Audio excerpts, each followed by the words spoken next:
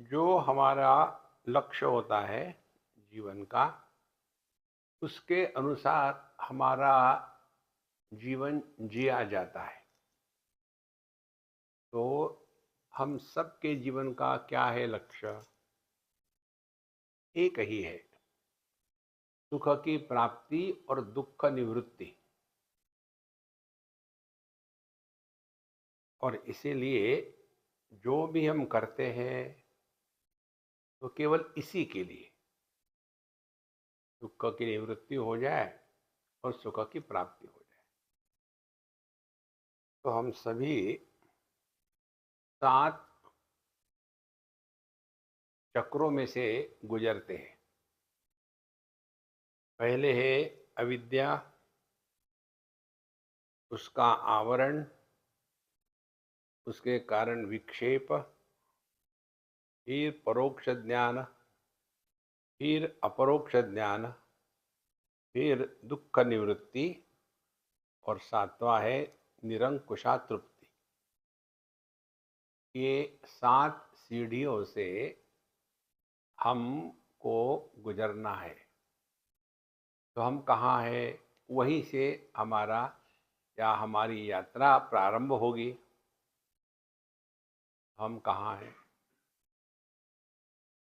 हम दुनिया को सत्य मान के बैठे हैं। इस पर हमने कभी चिंतन नहीं किया। तो इसी को कहते हैं अज्ञान या अविद्या। कारण हमने कभी अपने अनुभूतियों का विश्लेषण करके सीखा नहीं।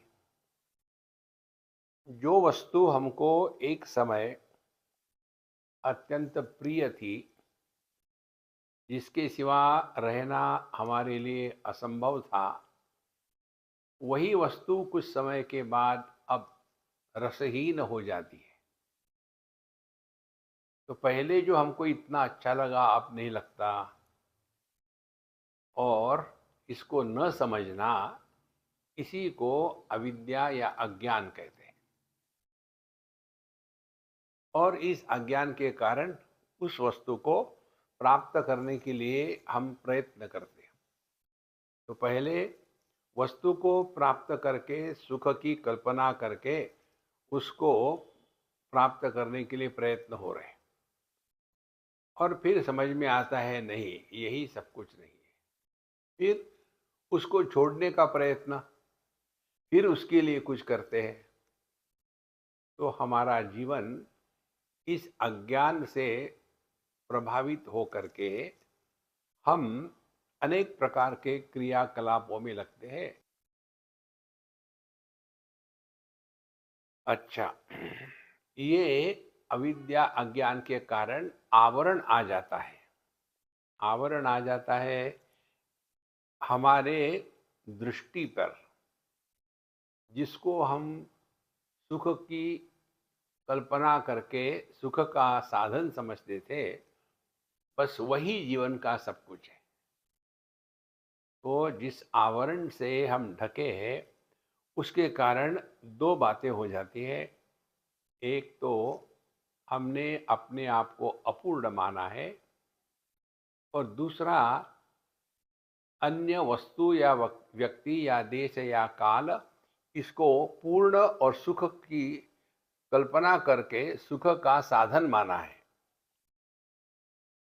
इस आवरण में आने के कारण हम अपने आनंद स्वरूप को भूल गए। ये दूसरी स्थिति है हमारी।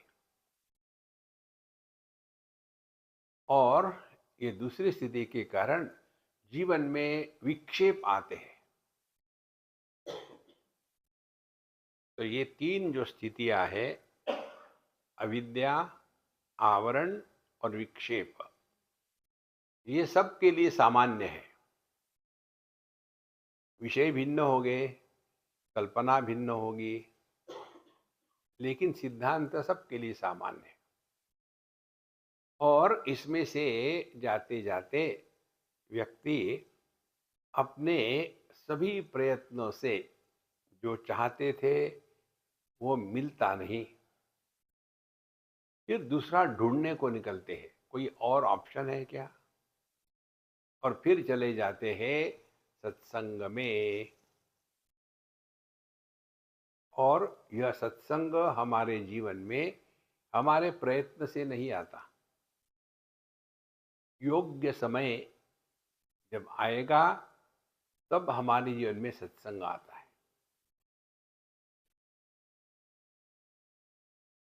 अब सत्संग में आने के पश्चात प्रारंभिक अवस्था में व्यक्ति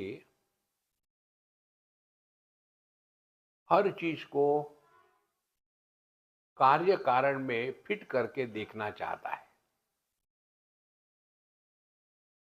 और तत्व जो है वो कार्य कारण के परे है।